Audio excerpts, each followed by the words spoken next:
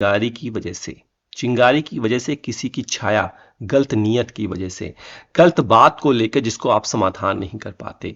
और ये आपको मैं बताऊंगा आज D9 चार्ट से ये क्या चीज है, ये क्या कौन सा सूत्र है। देखिए, चिंगारी को देखने के लिए, चिंगारी कब आती है? जब आपकी बुद्धि ही काम ना करे, जब आप अपनी बुद्धि से डिसीजन नहीं लेते, अपनी सास ससुर या फिर किसी और की बात पर आकर आप अपनी फैमिली को डिस्ट्रॉय कर देते हैं, तब चिंगारी घर में पैदा होती है।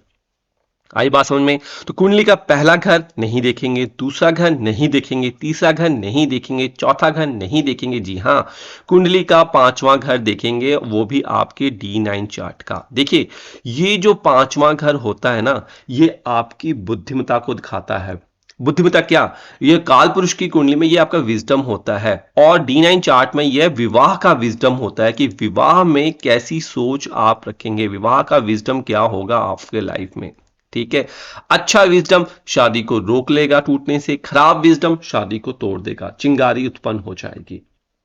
ठीक है, और यह जातक की विवाह के प्रति चिंतन है कि आप अपनी शादी को कैसा सोचते हैं। ठीक है जी, आप जब पूछते हैं ना कि मेरा पति मेरे बारे में क्या सोचेगा, या मेरी पत्नी मेरे बारे में क्या सोचेगी, मेरे फादर मदर के बारे में क्या सोचेगी, वो चिंतन कैसे करेगी? वो चिंतन जो करेगी पंचम भाव से करेगी।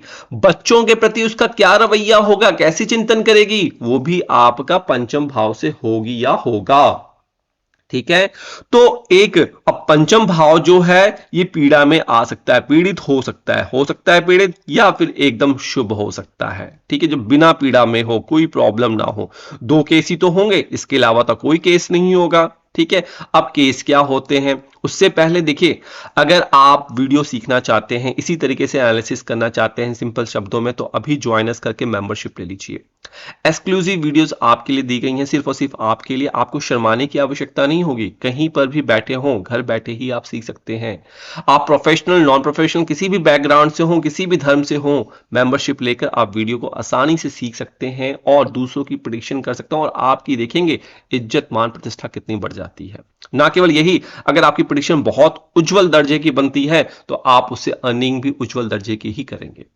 ठीक है, आइए अब देखिए, अगर पंचम भाव पीड़ा में हो, पीड़ित कब होगा? अगर यहां पे राहु बैठ जाए, ठीक है, केतु बैठ जाए, शनि बैठ जाए, ठीक है, और पांचवें घर का जो मालिक है उसका दुश्मन वहां पे आकर बैठ जाए, तो हम कह सकते हैं कि भाई ये पीड़ा में है।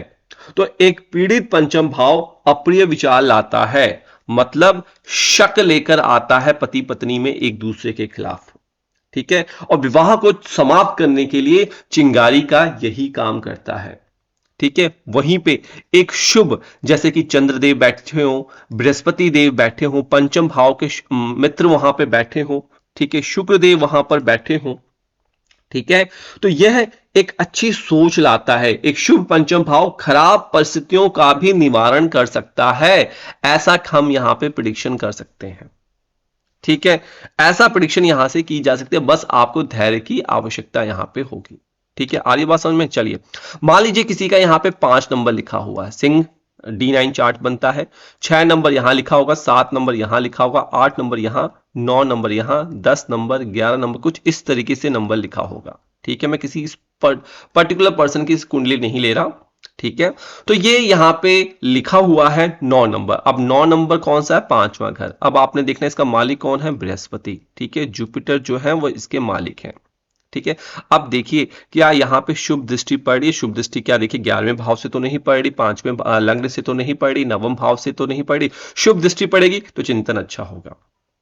ठीक है, इतनी बात समझ में आई। लेकिन अगर यहां पे राहु केतु बैठे हुए हो तो ये चांडाल दोष बन जाता है। इसी तरीके से कोई और नंबर लिखा हो सकता है, वहां पे पीड़ा हो सकती है। शनि बैठा हो तो कहीं ना कहीं वो भी एक तरीके से चिंतन में थोड़ी सी शक की, इरिटेटेड नेचर, स्टबर्न नेचर यहां पर लेकर आएगा।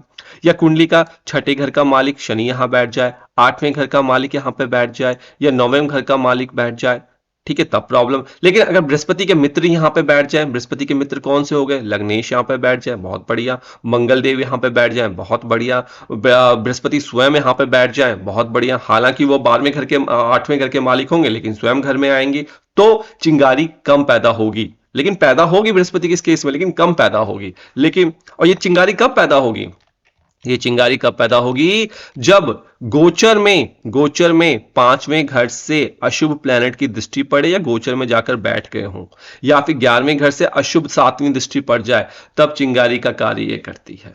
तो फिफ्थ हाउस को आपको साफ सुथरा रखना है। और रेमेडी क्या करनी है? रेमेडी देखिए वो चार्ट के हिसाब से डिसाइड की जाती है, इसीलिए मैं रेमेडी कम बताता हूं। और मैं रेमेडी जब बताता हूं तो गिनती के बनाता हूं, ज्यादा नहीं बताता। इसीलिए मैं कहता हूं कि अपनी कुंडली विश्लेषण करवाइए, तब मैं आपको रेमेडी दूंगा। सिर्फ मैं एक पैरामीटर पे नहीं दे सकता हूं। ये मैं आपको एक जनरलाइज्ड वे बता रहा हूं, इस तरीके से आप कैलकुलेशन कर सकते हैं किसी की चिंगारी का। ठीक है।